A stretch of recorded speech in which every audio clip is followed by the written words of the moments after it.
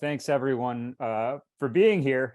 I'm really excited for this one for a variety of reasons, which I'll get to. But we're extremely thrilled, all of us, to be joined today by Dr. Adolph Reed Jr. As Michael mentioned in that opening, Professor Reed's the author of of a couple of forthcoming books, in addition to a lot of other stuff over many years, and a distinguished academic, political, and intellectual career. He's currently professor emeritus at the University of Pennsylvania, and I'll leave it to the chat. You can check out the chat to look at some of the new work that's forthcoming, including this book by Columbia University Press next month, No Politics But Class Politics, co-authored with Walter Ben Michaels. I'll also add that Adolph has a new column that's beginning in the Nation magazine, and I think the first one should be out any day now. So keep an eye out for that as well. And before we get started, I just want to say that this is a particularly meaningful event for me, because I've known Adolph my entire adult life. After having actually really randomly stumbled into one of his courses as an undergraduate, and that initial interaction set me off on this path that I've been traveling basically ever since. And over the years, decades at this point, Adolph has been a constant source of support, both as a political and intellectual mentor, and really, most importantly, as a very dear friend. So it's really special to be able to do this one, and especially to focus on this book, because Adolph's scholarly and political writing has been so important for me, as it has been for many of you here today, I'm sure. But this book, The South, Jim Crow and Its Afterlives, is considerably more personal than most of that work. And though I should note that it is very much not a memoir, I think at one point he wanted to include an anti-memoir somewhere in the title. I can understand why some people might feel like it's a memoir when they read it. So to get us going, Adolph, can you talk a little bit about what moved you to write this particular book when you did? Unmute myself now. Yeah, good. Hey man, thanks. Yeah, thanks for the wonderful introduction. It's always great to see you. And yeah, we've been friends for a long time. Well, yeah, I think I mentioned in the book that what became the book grew out of a conversation a couple of friends of mine and I had been having over the course of a couple of years about how, when our rough age cohort, one's 7 years older than I, the other's 10 years younger, departs the stage of history, there really won't be anyone else around with any lived connection to the Jim Crow era. And what I don't say in the book is that was especially meaningful for us because we were kind of appalled by the way that public recollections or reflections or reconstructions of the Jim Crow era had been going to that point.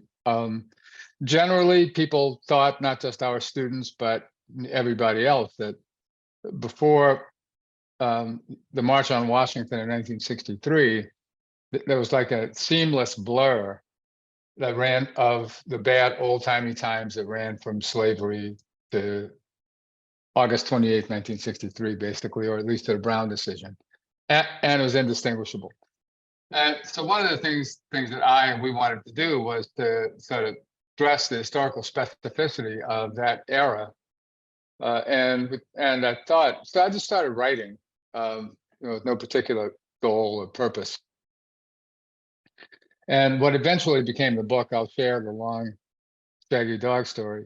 And that was around the turn of the current century. And by the time the book became a book, things had changed enough so that the characteristics of representing Jim Crow that we had all been concerned about at the end of the 20th century had blown up and had metastasized, I put it someplace, to an even crazier way of thinking about the relation between past and present. So ironically, the book seemed all the more kind of pertinent when it came out than it did when it was, what's the word I'm looking for? When the seed was planted for it. Mm-hmm. Yeah, well, no, that's thanks for that kind of framing of where this came from. In terms of the crazy ways things are past and present is thought of today. One of your stated objectives in this book is to get at that, specifically to shed light on how everyday life under Jim Crow was lived. Right. You note at some point that apart from academic specialists, very little commentary on the pre-civil rights era South provides, as you say, as you write, a sense of how the segregationist regime was held together, what practical purposes it served, and for whom, what it ultimately was. And you go on to say, and I think this maybe connects to some of what you were just talking about, that quote, abstractions like prejudice, bigotry, racism, and most recently an eternal white supremacy tell us nothing about how the order operated, how its official and unofficial protocols organized people's lives. This is really what the whole book's about. And so to get the full picture, people ought to read the thing. But to the extent that it's Thank you. possible to, yeah, and again, you can find the link in the chat. But to the extent that it's possible to, address some of this and just one question, can you explain what this kind of exploration into the quotidian aspects of the regime reveals? Well, yeah, I mean, it's again, it's like people tend to think of it. Well, one of the reasons that people don't make clear distinctions between slavery and Jim Crow is that they focus on the abstraction of racism or its cognates instead of concrete patterns of social relations, right? I mean, I've seen in recent years some scholars argue that emancipation was a non-event, and I mean, that's kind of only a perspective you can have if you weren't anywhere around emancipation, right? Um, but people tend to perceive like a seamless web of oppression porn, as my son sometimes puts it, right? That so yeah, there was I mean there was racism throughout the slave era, and there's racism throughout Jim Crow, and there's racism today. But to make sense of how we get or got to where we are from where we were, and I think that's a really important objective, is to try to think about the relation between past and present in a different kind of way, right? That sees the present as a complicated, not linear by any means, right? But outgrowth of conflicts and tensions and contradictions in social formations in the past. Now, this is a somewhat different one, but one thing I got a lot of fun out of teaching was how the victory of pro-slavery Democrats in the 1840s led to the successful prosecution of the war against Mexico, which was a victory for that side. But at the same time, it was a victory that set in motion the forces that unraveled the Democratic coalition, because the Democratic coalition was an intrinsically unstable alliance of middling to upper middling level Southern planters who wanted Western expansion. Yeah, sure, for racist reasons, whatever, but they wanted it concretely to extend slavery. And the other big portion of the Democratic coalition was Northern white workers who wanted Western expansion to become homesteaders and yeomen. So they worked together, and to that extent, that's one of the reasons that white Northern workers are pro-slavery or at least racist. And I often submit that it's just as likely that for many people that they were pro-slavery or racist because they were Democrats rather than the other way around. But anyway, they win the war, they get their victory. Um, the slave owners pressed to extend slavery, which threw a harsh light on the hidden little secret of the contradiction of the core of the Democratic Alliance, and that led to a rapid growth of anti-slavery sentiment outside the South, which gave birth to two new specifically anti-slavery parties, Free Soil and Liberty. And then eventually, not too long after the fact, actually, the collapse of the Whigs, the birth of the Republicans as a national anti-slavery party. They win the election in 1860, which forces the slaveholding South to recede, or to claim that they have a right to secede, which provokes a civil war, which brings the end of slavery. Which just shows, the world moves by contradiction, basically, as a wise man once said. And in the same way, right, I would say that the connections between, so the Jim Crow era was specifically an outgrowth of 30 years of contestation after emancipation in the South. Contestation in the South between free people, um, um, working class whites and farmers, farmers and whites, who or white farmers and workers, and the governing planter merchant capitalist class. This tension was roiled at various moments in various places by more or less successful alliances of freed people and white farmers and workers, which all crested in the populist uprising in the early 1890s, which was crushed. It's not surprising it was crushed. It was crushed because the ruling class has all the power, basically. But they crushed it. Jim Crow, what we think of as the Jim Crow order as a coherent social system, was the outgrowth of that defeat. It was the outgrowth. It was outgrowth of that defeat, in the sense that once the planters got the upper hand, crushed the uprising, they moved quickly to disfranchise more than 90% of the black population, take the votes away, and as much as a quarter to a third of the white population, depending on the state you were in. Jim Crow, understood as an explicit codified regime of mandatory racial hierarchy and white supremacy that covered as many areas of life as it could possibly cover, was the outgrowth of that defeat. Well, how that era connects with our era is that its internal contradictions and breakdowns, or led to a breakdown, prompted again partly by exogenous factors like the need for black unskilled labor in the factories and mills and slaughterhouses of the North and the Northeast, that provokes a great migration out of the South and to cities in the South, which changes the nature of the national electoral political alliance, right? Blacks outside the South become key elements of the New Deal, a key element of the New Deal coalition, which then encourages more in the way of explicit anti-discriminatory programs and arguments coming out of the national government, right? All three branches, like eventually. But I mean, for instance, and I'll shut up after this one, but basically the same Supreme Court that upheld the Texas white primary in 1935, and the white primary, for listeners, was one of the many stratagems that Southerners employed to disfranchise blacks after the defeat of populism, and it reduced simply to declaring the Democratic Party a private club, which had control over its membership, and therefore claimed that the Democratic Party was able to prohibit blacks from voting in its primary without violating the 15th Amendment.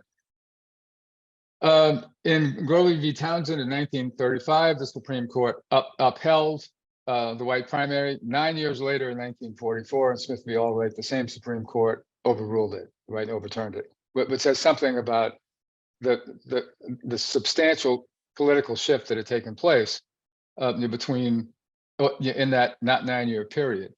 And to that extent, the current moment of post-war politics is largely, and this is another conversation, but proceeds from the formation of a particular kind of racial liberalism that came out of the defeat of the most extreme expressions of imposed racial hierarchy under the Jim Crow system. Right. And I think, and we'll get to that kind of tracing, that thread from the immediate post-war period into the post-segregationist period. But I want to, I just maybe sit for a moment with this point that you've made about the historical timeline that we're talking about. Jim Crow, as you narrate this, is consolidated really only in the first decade or so of the 20th century, and its formal legal breakdown is in the mid 1960s. You enter the picture kind of 2/3 of the way into this story, and your conscious life really is the last sixth of it, let's say, the last decade or decade and a half or so of the history of Jim Crow. And so a big chunk of a theme that runs through the book is sort of a firsthand account of life in a crumbling social order. Mhm. And that's, I think, a lot of really powerful stories come out of this. And again, you got to read the book to really appreciate some of just the complexity of the picture that Adolf provides. But do you want to just talk about that a little bit? Some reflections on life in a social order that is on its last legs, but doesn't necessarily appear like it's on its last legs to those living it in real time. Oh, sure. Yeah. Yeah, it absolutely didn't. Right. Yeah, yeah, yeah. I once heard Quentin Young say, in fact, I end the book with this quote that nobody, you know, you're not even the most wild-eyed optimist or the most optimistic communist would have stood in 1950 and imagined that the back of this order would be broken by 1965. But in fact, it was. And it's like, I doubt there'd be many Red Sox fans on this podcast, so it's safe to say, as like the 1986 World Series demonstrates, that once you put the ball in play, there's no telling what can happen right after. But so yeah, I mean, I certainly had no idea that it was crumbling, right? It didn't even seem to me that it was crumbling when it became clear that it was crumbling, right? Like in the early 60s, right? Um, but yeah, it was what my experience of it was really more like both, first of all, coming from outside the system and often going back and forth, was like learning the protocols. And one thing that and one thing I learned pretty early was that it wasn't like what I understand the South African apartheid system to be, right? The rules just varied, uh, or the etiquette as much as the rules varied depending on where you were and the when. But one thing that made it especially stressful, one might even say terroristic, is that no matter where you were, Black people were always expected to know the rules, right? Which is the reason, as I said in that in the vignette that I mentioned in 1966, when I went into when I got dropped off on the runway of an airport in El Dorado, Arkansas, in 1966. So it's after the Public Accommodations Act was passed and the white and colored signs had been taken down. I saw there were two entries to the terminal, and there's nobody around. And I just sat in the cold breeze until my connection came because I didn't want to risk going in the wrong door inadvertently. So there was that kind of uncertainty. I just mentioned to a friend of mine who was in town from Jersey a couple of days ago as we drove past the Orleans Parish Courthouse, and I mentioned this in the book too, that emblazoned on the front of the courthouse is the impartial administration of justice is the foundation of liberty. And I cursed that every time I ever passed it in my life once I was old enough to read it. But so, I mean, so like the arbitrariness of it and the shifting tides were also part of the story. For example, several states in the South, Louisiana was one of them, didn't outlaw interracial competition in sporting events until after the Brown decision, as part of massive resistance. So there's stuff like that happening, right? Homer Adolph Plessy boarded a train here in 1892 in league with both the Comité des Citoyens, the the mainly Black civil rights group, and the Eastern Louisiana Railroad, to challenge the recently passed separate car law, state law, because neither had an interest in imposing this law, right? I think the railroad for obvious reasons and Plessy for obvious reasons. When the city of New Orleans was forced to impose Jim Crow on streetcars, I think this was after World War One, or maybe around World War One. It may have been as late as the 20s. There's a lot of local resistance and opposition to it from whites as well as blacks, not necessarily out of commitment to brotherhood and civil rights, but because it just seemed like an unnecessary inconvenience, right, to impose on people. And of course, once it's imposed, it becomes something else, right? It becomes a something one is more or less committed to. But but another reason that I took the tack that I did of trying to explore the quotidian is to underscore that no matter how people felt or thought that they felt about an abstraction called white supremacy, it was still nonetheless possible to maintain civil and humane and more or less egalitarian within the limits of the relations across the racial lines in everyday life, like in neighborhoods or commercial transactions or that sort of thing. So I mean, I know I relate a case when I was in the ninth grade, I got busted shoplifting a bag of potato chips, and the proprietors, who were, as I recall, a young white couple, scolded me, chastised me, threatened me, but they didn't. Uh, as I wrote, I expect the way that they treated me would not have been all that different from the way that they would want someone to treat a kid of theirs who was in the same position. This was a few months before the school desegregation controversy here, when whites rioted all over the city because of the resistance to school desegregation. And I said in the book, I had no idea how that couple would have lined up on a school desegregation controversy, right? I know what would make for a good story that Spielberg would like. I know what would make for a good story that Ava DuVernay would like, and they're quite different. Uh, but I have no idea. But the point is that they could do both at the same time, right? Right. I mean, you could be committed to white supremacy in the abstract or as an overarching framework, and at the same time operate in quite unpredictable ways with respect to individual interactions and stuff. So and that's one thing. I mean, um, yeah, it's also the case. I mean that even living through the cataclysms of the last years of the order didn't really seem like it was living through the cataclysms of the last years of the order. Partly because so I was 8 when the Montgomery bus boycott happened. I was 10 when Eisenhower sent the troops to Little Rock. So the idea of challenges to Jim Crow, and my parents were friendly with the bases, so we went up to see them during the Little Rock fight. I had to do stuff like lie down on the back seat to make sure not to get shot by snipers and stuff, and go past the bodyguards guarding the house. But it's kind of funny. Normal life is whatever you experience for a kid. So it didn't occur to me that these were the paroxysms of a system in crisis. And once again, the owl of Minerva flies only at dusk, right? It's only after the fact that you can see the order for what it was, and chart periods in it, right?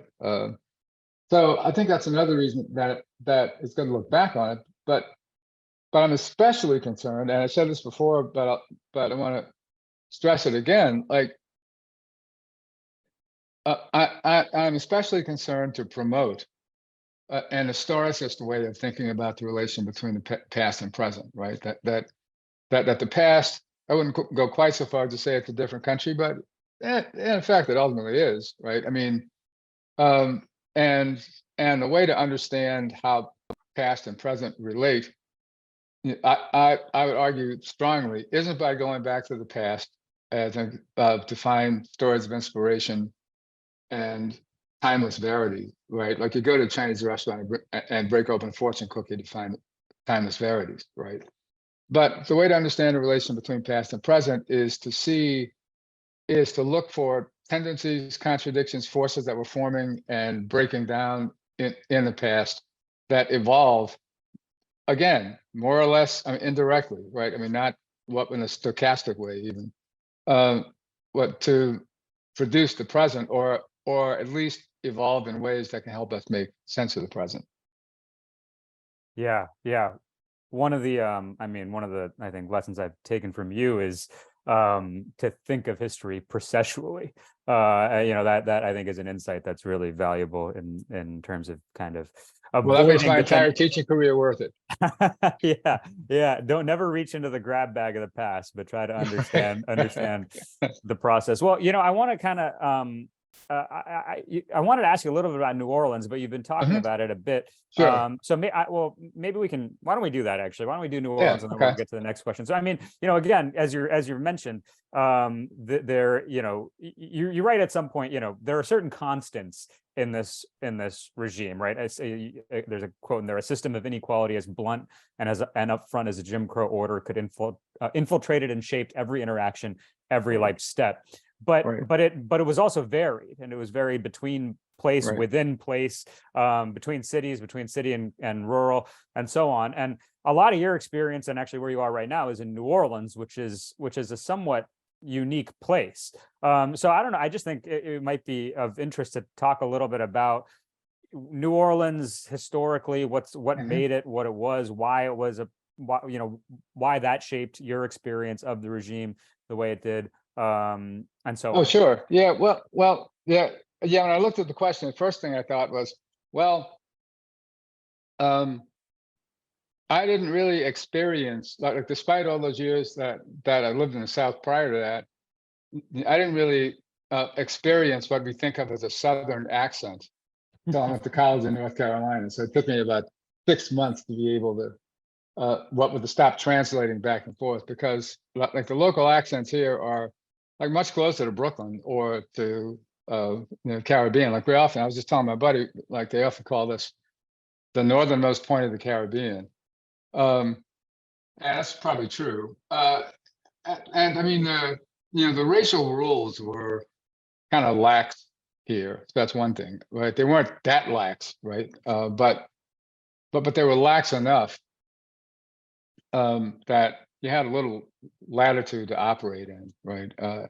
And I think that's partly also because of the you know the ethnic composition of the city, which is also different from most of the rest of the South. I mean, um, until well into the '70s, the largest nominally white population here was Italian, and they were in vast majority Sicilian. And there was a heavy Irish population here too. And and the city is still, I think, the second largest city in Honduras and the second largest city in Belize. And that's not counting the Cubans who trickled in, like my grandfather, but the bigger trickle that came after 1962. Uh, and when you kind of stir that all together with the Isleño population from the Canary Islands, which came here more to the to the bayous and Plaquemine and St. Bernard parishes, but in the city too. 1840s, 50s, 60s, whatever. Um, Among other things, it was kind of difficult to impose um, um, or punishment for transgressions, or even to notice transgressions against the petty apartheid, right? Because between those populations and the Black Creole population, like there's just a phenotypic blur, right? They're indistinguishable, basically. So that's something. The fact that the city was heavily Catholic meant that things went down in a slightly different way. I mean, there was less. It wasn't so much that the churches were segregated, but there were in the family white churches. Um, there were sort of informal. Yeah, it was informal racial etiquette, such that blacks wouldn't take communion until after whites took it. But curiously, the confession lines weren't segregated. So I don't know. So I mean, there was that, but the city was also always a wide open town and a vice town. So like anybody who knows anything about wide open towns knows that the rules are always kind of fluid around the edges. Um, so I mean, there was that. New Orleans, for much of the first half of the 20th century, was a pretty heavily Union town, and in fact, the year that Plessy bought that first class train ticket, and the year that the state tried to impose rigid racial hierarchy, or began trying to impose it, was the year of a very successful, or an ultimately successful, general strike here that began on the docks, but kind of spread out to the trades and I mean to other unions. And they actually, the strikers actually withstood really heavy pressure. I mean, the mayor was in support of the strike, Fitzpatrick, but there's very heavy pressure from the governor, from business, from opinion shaping elites to use white supremacy as a wedge to break the strike, and it failed. Right, it failed. And also, like, it's a little trivium worth noting, I guess, but the famous po' boy sandwich, right? I'm down here. Maybe some of the common listeners know it. Was actually produced during a 1929 biracial, interracial transit worker strike. But a restaurant operator who supported the strikers just started making these sandwiches on, 2 slices of hard French bread with a piece of meat in between. Uh, so, um, so in that sense, it was like different in that respect too. What the city wasn't anti-union, like in a way a lot of other places were around the South. Right, right. You can always feel like you're on the right side of history when you eat a po' boy in New Orleans. It's Yeah, totally. But which is good. Yeah, which is good because you're not on the right side of clogging up your arteries. That's right. That's right. Well, so I mean, we're talking a little bit about some of the sort of, well, in the book, especially, you get into this in greater detail, again, the local variation, the sort of Mhm. the way that norms and etiquette deferred in different places. And so I want to kind of approach this broader theme from a different angle, which is Okay. the question of the stratification among Black Southerners Mm. themselves. You make it a point of emphasizing in the book that you were a product of the Black middle class. All four of your grandparents were college graduates. And you write that we were all unequal, but some were more unequal than others. Right. And then you go on to say that these differences in social position would prove to have significant impact on the shaping of Black politics after the segregationist regime's demise. Right. This is like a point that you develop, and especially in the post-segregation regime, extensively in your scholarly work. And so I'm wondering if you could just talk a little bit about this during the Jim Crow period, and then if you want to trace out kind of some of the Mhm. entailments of this in the post 65 era as well. Oh, yeah. I have a follow-up question about that, but maybe we can fold these all together. So, Yeah. Oh, yeah. Good. Okay. Yeah. I mean, um, well, it just seems like the most straightforward thing in the world to me that, like, um, um, I mean, just as natural disasters don't affect everybody the same way, and one of the differences in how they affect people has to do with class and resources, right? If you want to think of, um, it's kind of perverse, but to think of the Jim Crow order that's imposed as a natural disaster on Black people, well, it's not going to hit everybody the same way. It's just that simple. So, and this is something else that's sort of counterproductive about standard accounts and and the oppression porn, right, as a trope that drives them, because what we tend to get is outrage at respectable Black people being jacked up and killed uh, when they should have had insulation of class privilege, right? Um, and that's one way to look at it. I think another way to look at it is that they had the insulation of class privilege that had prevented them from suffering a lot of the everyday threats and indignities. So, for instance, I mentioned, I mean, that my family um, picked and chose where we did our shopping for clothes or hats or shoes or whatever, based on a totally idiosyncratic calculation of which stores or merchants um, imposed less in the way of affront to dignity, basically, right? And other people in that social stratum did the same thing. But that's, of course, um, a matter of choice or a domain of choice that presumes that you have the economic wherewithal to make choices about where you buy clothes or even to buy clothes, for God's sake, right, on a regular basis. Um, so that's one way it shows that. The schools you go to can insulate you, right, from contact with dangerous whites, basically.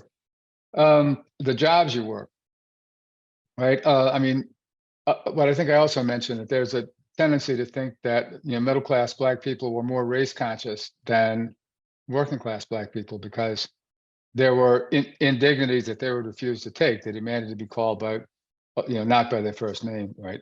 And in big cities often could get away with it, and they often couldn't.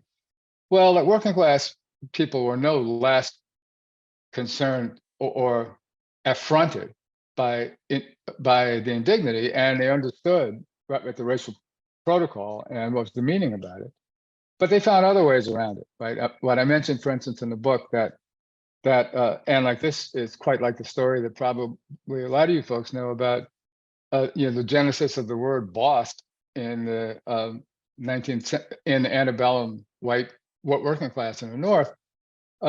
What was an aversion, or grew out of an aversion to being called master.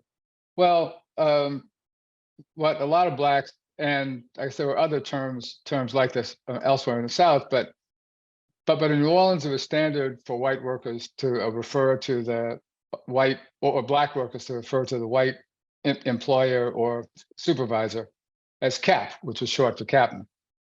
And that was a more or less clever way, coy way of getting around calling him master.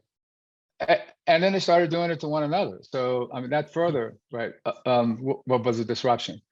But like here also, there were like bars that would let you in on the DL and right, all kinds of stuff like that. But all right, so where was I going with this?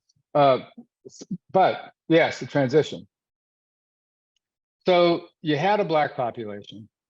And I mean, I've got a chapter on Black politics in New Orleans, really across the sweep of the 20th century into the current era, in a book that Ken Warren and I have forthcoming called "You Can't Get There From Here." But there had been something of petition politics in the city consistently from the 1890s, right? And by the 1920s, it takes more of the shape of an ethnic ward politics. It's class skewed completely, right? After Smith v. Allwright, in 1940, there were 400 Black people who were registered to vote in Orleans Parish. In 1952, there were 28,000 plus, right? So that encourages a big change, and was coincident with and also drove the emergence among whites of what's often described as a moderate segregationist politics. The focus of which was, while maintaining the structures of petty apartheid, right, intact, was focused on creating or opening spaces for greater economic opportunity for Black people, which generally meant the middle class. And private philanthropists were involved in that, as well as sort of Southern liberal politicians. All right, so this regime evolves across the 50s and into the 60s, and meanwhile, the Black population is growing as a percentage of the overall population. By the mid 60s, there's just about a Black majority. Moon Landrieu is elected mayor, and he brings Blacks into City Hall, into responsible positions, and supports Blacks running for office, right? And he succeeded by Dutch Morial, the first Black mayor, in 1977. Well, so the stratum of Black people who benefit from this principally and who come into government, well, basically, and this is why this is like a quirk of my own family's social position here. But like the first wave of Black functionaries and elected officials are by and large people within a decade or so of my age, either way, who were out of my social circle. So I remember one time I drove down here with 2A, and we stopped at a favorite po' boy shop, and I saw an election poster for a high school classmate of mine. I thought, oh my God, how can this be, right? So that's something else that's been interesting to me over the years. Watching how the post segregation political regime has evolved from the kind of nice Mardi Gras viewing stand perch of an inside outsider, basically. Yeah. Well, I want to, for our last question before we move to the audience Yeah. Q&A, kind of jump off from there to how you start and end the book, really, Mhm. which is with recalling of so what you describe as a somewhat strange experience of returning to the South for the Right. first time, after many years in 1981, early in the Reagan Right. administration, and being struck, as you put it, by, quote, how much the way things had changed in the region seemed to underscore the ways they hadn't, and vice versa, Right. how the ways they haven't changed seem to underscore the ways they have. And you close the book by returning to this in a really powerful way, I think. So I guess Right. to wrap us up before we move to the audience, can you Mhm. just assess what has changed in the South since 1965 and what hasn't? And I should say this was, I think, the subject of an essay that you signed for some of us back in the day. So I guess this will be good for me to see whether I've got I the should go answer back and read right. that essay. Uh, Yeah. well, yeah, I mean, yeah, I think I say at the end that I realized that what what made the experience seem like Brigadoon was the persistence of scar tissue that colored the way that I looked at the contemporary array of social relations, right? So there were habits of interaction formed in an earlier era that persist. And they look, for instance, it's like an appendix, basically, right? In the human anatomy, right? I mean, it used to perform a function, doesn't anymore. It's just there to mess things up, basically, or to do something else. But what hasn't changed, right, is the fundamental class hierarchy on which the social order is based. It's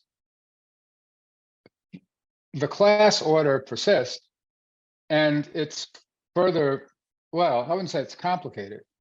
Um, Once segregation was defeated, then the predictable sociological dynamics that would have occurred or that should have occurred probably um, began to occur without constraint. So you've got in this city a really pretty seamless, bless you, pretty seamlessly interracial governing class now, right? And that only makes sense. But for my other essay, for the other of my two essays in the book I'm doing with Warren, I examined um, racial disparities in the full service restaurant industry and the hotel industry here, right? As part of an argument I'm making about post Katrina and disparity. And you find sharp racial disparities. But in the full service restaurant industry, they're sharper than they are in the hotel industry. And they exist only in the seven highest paying, or no, the 7% of highest paid workers, right? Among the 93% of low wage, comparatively low wage workers in the full service restaurant industry, there's no discernible pattern of racial or ethnic differentiation from occupation to occupation whatsoever. In the hotel industry, uh, the um, the degree of disparity is not quite as great at the income level, but it exists like only among the 25% of highest paid occupations. For 75% of those workers, um, there's it's random, basically, like in racial terms, as to which job you hold. So one thing that says for us about a benefit of sort of breaking with a strict racial disparitarian understanding of inequality that depends on analogies with Jim Crow or with slavery is that most black workers would be much better off, or would be rendered much better off by raising the wage floor of the low wage workers than they would be by eliminating the disparities among the high wage workers. And I'm not saying we shouldn't strive to eliminate the disparities among high wage workers, but if you want bigger bang for the buck and to do stuff for black workers, unionization and sharp increases in the wage scales here would do a lot more. And that's, but I guess that's not so much a response to the ways that or how things have changed and not changed coexist. But I guess it is a statement about how cultivating a perspective that emphasizes the ways that things haven't changed is also a class program and a part of a class politics. Hmm. Right. Yeah, I was thinking earlier today, one time you said to me that the suggestion that nothing has ever changed is really a dystopian way of thinking Well, about it the really world. is. God, it's horrible, isn't it? Yeah, I think that's useful to reflect upon. But I think that's a great kind of way to close this part of the discussion. Hey, cool. Thanks a lot, man. Move on to I the really enjoyed it. well, let's go to the Q&A. I got a Yep. few here in the queue. So Okay. one here, an audience member says, I wonder if you could say something about whether and how the post-World War II wave of anti-colonialism was talked about with respect to Jim Crow among Black people, and perhaps as far as you could tell, across class. If you couldn't tell, except in retrospect, that the Jim Crow system was on its last legs, were people in everyday kinds of conversations nevertheless making analogies? And this is from John Krinsky at CCNY. Oh, okay. Yeah, some people did. I mean, it's like, look, people noticed, I mean, decolonization, they get happy about it. And maybe kind of the same way they got happy about, I mean, Jackie Robinson or the Boston Celtics starting 5 Black players, right? It's like not.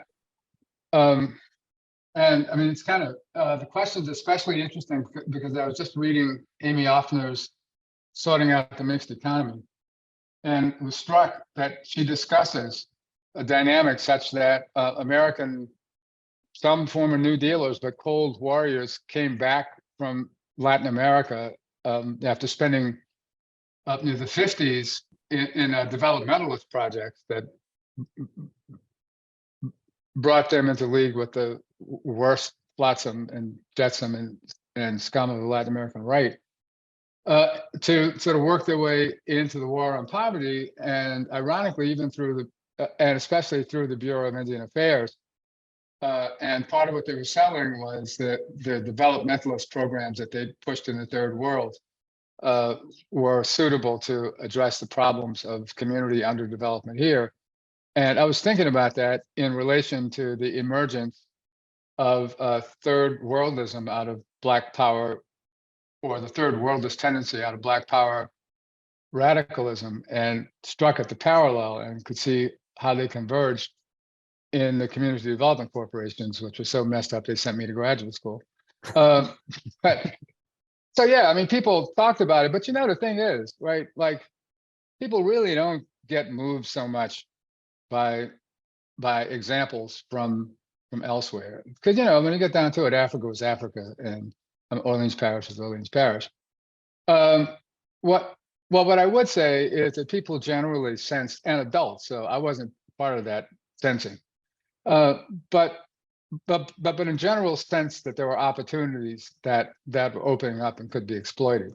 I mean, some of them didn't look like opportunities at all. For instance, one wing of the local bourgeoisie here was avid in pursuit of a National Football League team, and as part of setting the stage for it, they got the 1964, I think, AFL All-Star game here, which became a debacle because white cab drivers wouldn't bring Black players in from the airport. The hotels wouldn't let them in. The bars wouldn't let them in. Black players threatened to boycott. The Black city or Black political elites tried to remonstrate with them to go on and play the game. they boycotted anyway. The AFL moved the All-Star game to Houston, and that looks like a crushing reminder of how backward things were. But that was an event that kind of shifted the center of gravity right between the two wings of the ruling class here, basically. And also where the Black elite had been aligned on both sides of the development question, moved sharply to the Landrieu side, and things changed. But yeah, people sense opportunities. Like, you don't have to go look at Gandhi, right, to see the opening of opportunity structures. But it's a good question. Here's another one. How do you respond to the notion from Michelle Alexander and her cadre that affirmative action is little more than a, quote, racial bribe that doesn't materially improve the lives of people of color overall? Well, I don't know. I mean, I think it's complicated, right? I support affirmative action. I support affirmative action because I taught for most of my career in top shelf, upper elite, and mainly Ivy League institutions, and I see how affirmative action operates in the upper class. So if it operates for them, it ought to operate for other people too. But yeah, so I don't know her what the context where she says that, but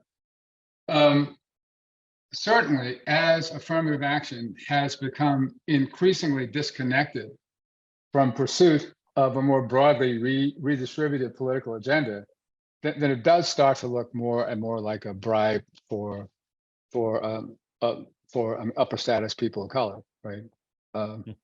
So yeah, I guess there's something. So I guess I agree with her about something. Okay, here's let me find another one. So this one has to do with convict leasing. The question is, where do you see the institution of convict leasing fitting into, on the one hand, the creation of Jim Crow, including the criminalization of Black people in the South, and then two, the fight back against Jim Crow. For instance, the fights against U.S. Steel in Birmingham. So yeah, convict leasing and kind of the consolidation and reaction against. Yeah, I mean, that's a good question too. Well, I think it's easy to make more of convict leasing than should be made of it, right? First place, it operated on a very small scale, right? And in the second place, it didn't last that long. I mean, by what I don't think in most cases it survived World War I, except for Alabama and maybe one other case, state, I forget which. I put my money on Florida just because I like to pick on Florida these days. But it never really involved more than 2 or 3% of the population, right, max. I think it makes more sense to look at convict leased. Well, so the Oshinsky book, Worse Than Slavery, I think it's called, or something like that, which is a quote, not his argument, shows how in the 5 or so years after emancipation, planters were still very much inclined on their own to view slavery as like the natural economy of the region, especially in the Mississippi Delta. John Barry's magisterial book on the 1927 flood of Mississippi River, Rising Tide, shows that very, very clearly, that as late as 1927, probably didn't end there, planters in the Delta region just assumed that slavery was the natural economy. So whenever any kind of crisis happened, the first move was to get the sheriff to round up all of the free, able-bodied Black people and turn them into press gang labor.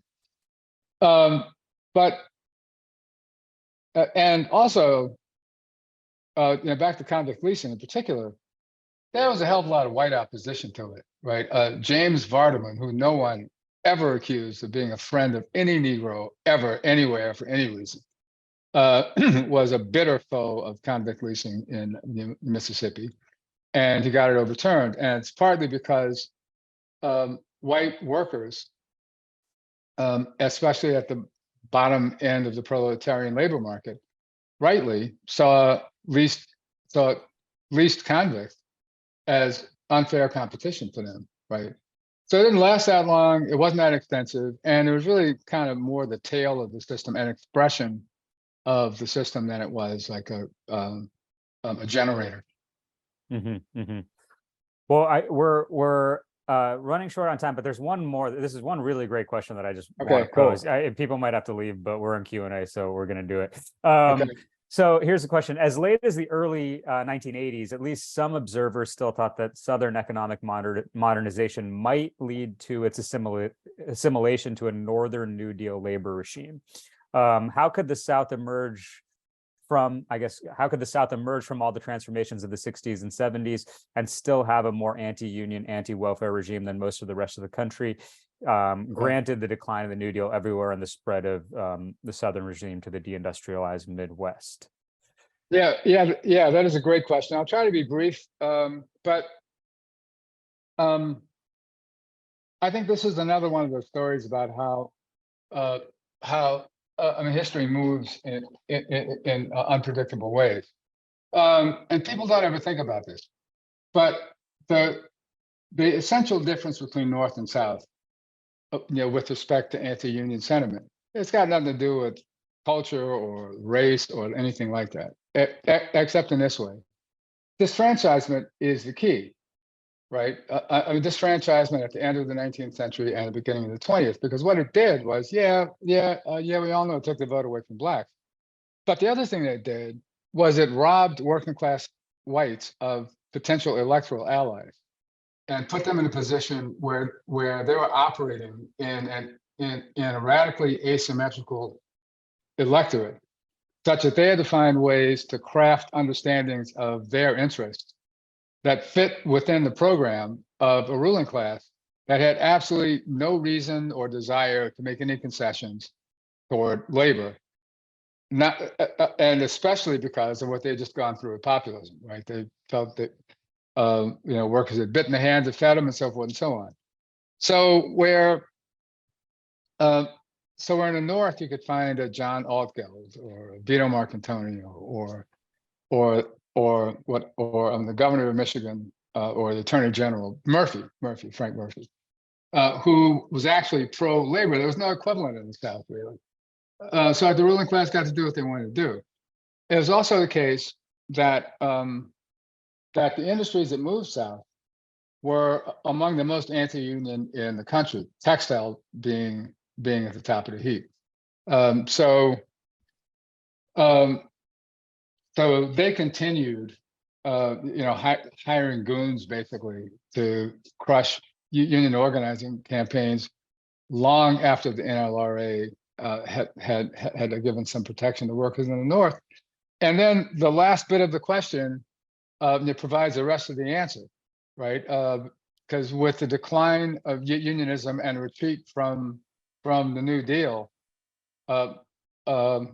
we see less the South becoming like the North, and more the North becoming like the South. That's also a great question. Yeah, that is, and I think that's as good a note. Well, not a great note, but it's as instructive a note as there is for us to wrap this one up on. So thanks everyone for being here. Adolf, Reed, thank you so much. It's been very fun. Oh, hey man, thanks a lot. It's always great to hang out. Of course. And we got to do it again when I get back up there. Yeah, let's make sure that happens. Yep. Thanks everyone, and we'll see you next time. All right. Take care.